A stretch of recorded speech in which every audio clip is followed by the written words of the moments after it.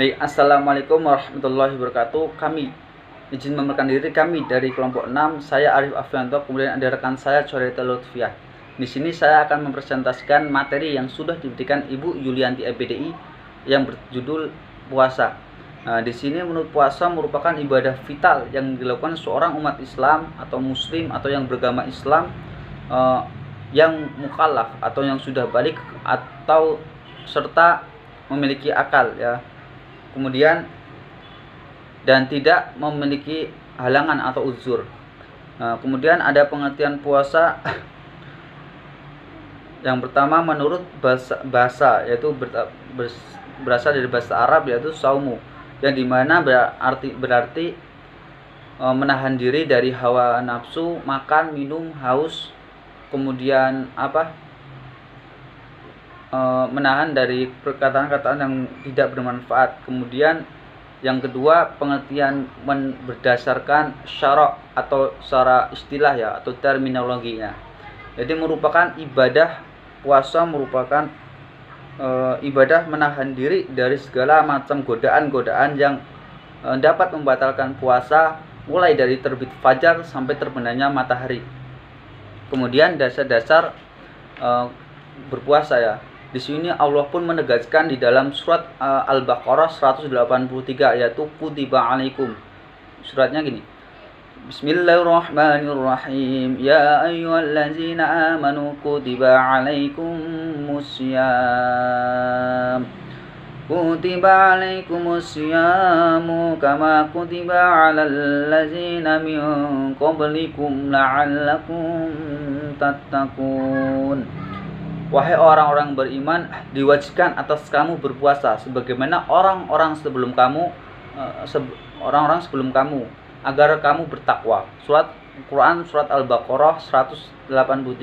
Nah, di sini Allah menegaskan bahwasanya diwajibkan bagi seorang muslim atau orang-orang Islam untuk berpuasa.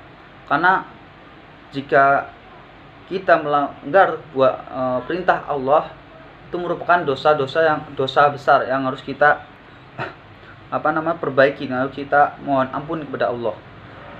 Karena puasa itu merupakan sudah masuk dalam rukun Islam yang 5, yang zakat, syahadat, sholat, zakat, puasa dan haji bila mampu ya. Nah, kemudian ada pendapat lagi yang mengatakan bahwasanya menurut Abdillah bin Mas'ud mengatakan bahwa apabila suatu ayat telah dimulai dengan panggilan kepada orang-orang percaya sebelum sampai akhirnya kita sudah tahu bahwa ayat ini mengandung suatu perihal penting yang mengandung perintah ataupun larangan. Nah, yang harus kita kerjakan dan harus kita kerjakan gitu. Nah, kemudian ada syarat wajib puasa. Syarat wajib puasa itu yang pertama berakal, kemudian balik, kemudian ada kuat berpuasa, kemudian sehat fisiknya, kemudian sehat jasmani maupun rohaninya gitu ya. Mohon sehat semua fix. Nah, kenapa sih di sini harus ada orang yang berakal yang harus diwajibkan berpuasa? Karena kalau orang-orang yang tidak berakal atau ibaratnya tidak memiliki pikiran atau orang-orang yang macam kita sebut orang gila itu diwajibkan, karena mereka tidak mengetahui atau cara puasa, kemudian cara yang membatalkan puasa bagaimana. Kemudian balik itu harus dimulai ketika untuk laki-laki ketika dia sudah mulai mimpi basah. Kemudian yang untuk bagi perempuan itu baliknya ketika si perempuan itu sudah mengalami menstruasi atau menstruasi atau haid ya. Kemudian darah haid. Nah, kemudian ada syarat sah puasa. Syarat puasa pertama itu merupakan Islam ya. Wajib itu, karena nggak mungkin orang-orang selain Islam itu berpuasa, contohnya Kristen, Nasrani dan sebagainya, Majusi dan sebagainya ya. Karena tidak ada yang itu. Kemudian muwayyiz, yaitu orang-orang yang mampu membedakan antara yang hak dengan yang batil. Kemudian yang ketiga itu suci dari hadas, baik itu darah haid bagi perempuan, nifas bagi perempuan ya. Ataupun laki-laki itu mimpi basah lah bisa dikatakan. Cuma mimpi basahnya itu dia apa? Mimpi basah itulah. Kemudian yang rukun puasa ya. Yang pertama rukun puasa itu niat. Kemudian niat itu harus kita optimalkan. Niat karena Allah Ta'ala, mencari ridhonya Allah, mencari pahala untuk bekal kita di akhirat kelak ya. Kemudian yang kedua, mampu menahan diri dari segala macam godaan, macam-macam godaan-godaan yang dapat membatalkan puasa. Jadi contohnya seperti ngomongin yang tidak bermanfaat, makan, minum, kemudian dan sebagainya. Masih banyak contoh-contoh yang lain. Nah, mungkin itu saja sih presentasi yang bisa saya sampaikan. Materi selanjutnya akan disampaikan oleh rekan saya bernama Coyriatul Lutfia. Baiklah, di sini saya Coyriatul Lutfia, NPM 19110046 dari Prodi PGMI semester 3. Di sini saya akan melanjutkan pembacaan materi dari saudara Arif Afianto.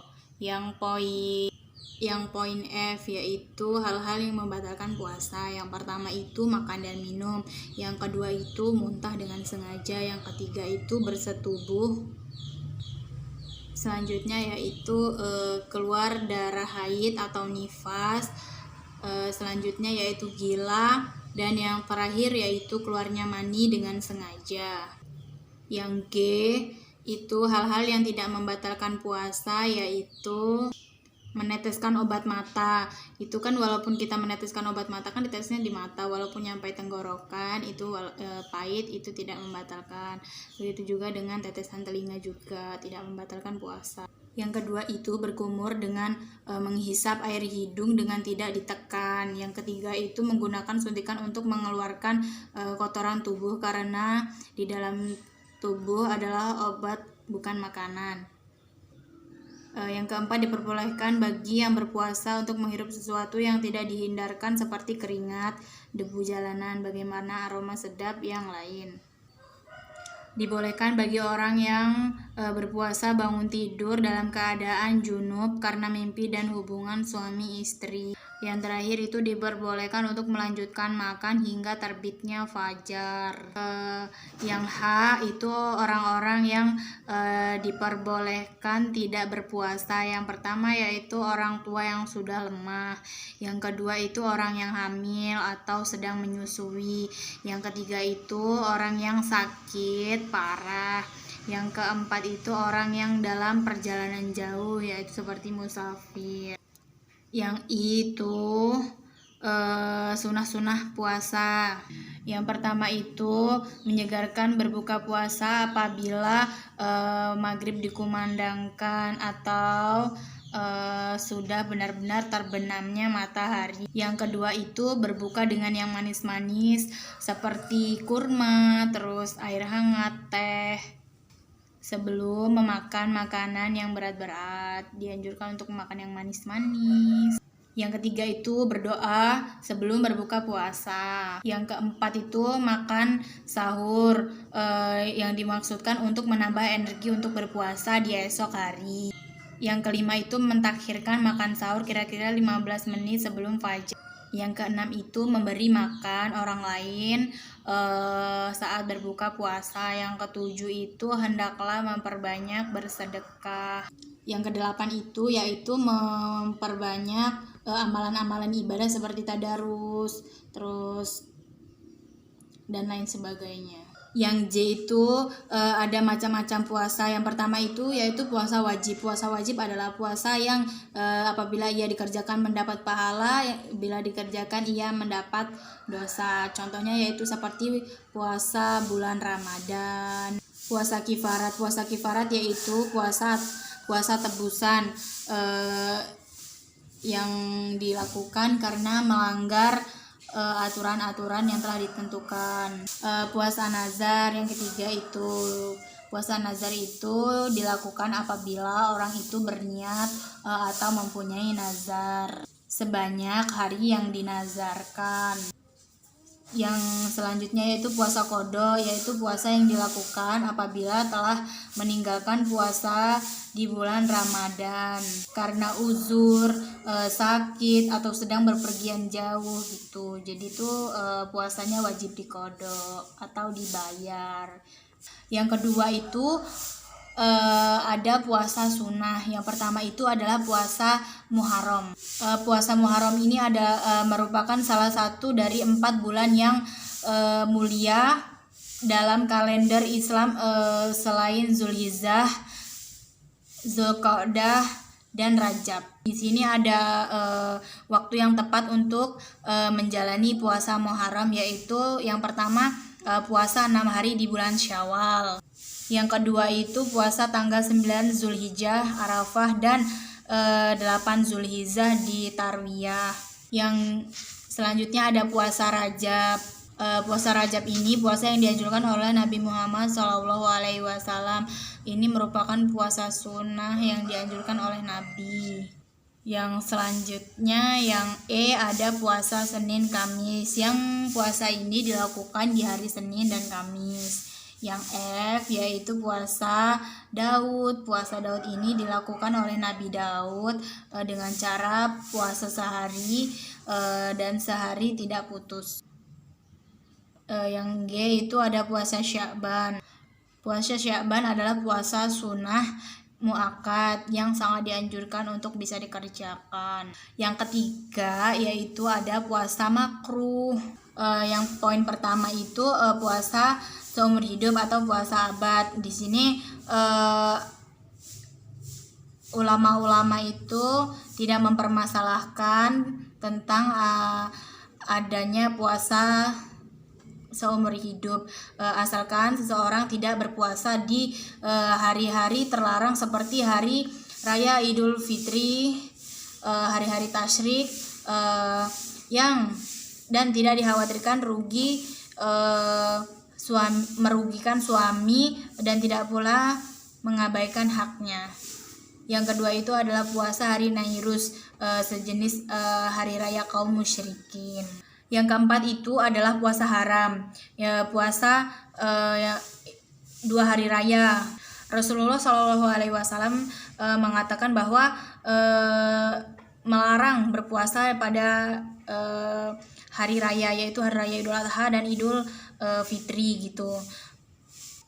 Dan tidak sedikit ulama yang mengutip adanya ijma tentang keharaman berpuasa pada kedua hari itu. Yang B itu puasa di hari tasyrik, tidak berboleh puasa di hari-hari tasyrik. Yang C itu menyambut bulan Ramadan dengan berpuasa sebelum hari raya Idul Fitri, atau gini, menyambut bulan Ramadan dengan berpuasa 2 hari sebelumnya gitu. Nabi Muhammad SAW sangat melarang menyambut bulan Ramadan dengan berpuasa 2 hari sebelumnya, kecuali bila hari itu bertepatan dengan kebiasaan berpuasa seseorang. Misalnya ia biasa berpuasa sehari dan berbuka sehari, dan ia biasa berpuasa Senin dan Kamis atau lainnya gitu. Yang kedua itu adalah puasa sunnah, dilakukan istri sedang suaminya ada di rumah tanpa seizinnya gitu. Mungkin cukup sekian presentasi dari kami, kurang lebihnya kami mohon maaf dan kepada Allah kami mohon ampun. Kami akhiri, wassalamualaikum warahmatullahi wabarakatuh.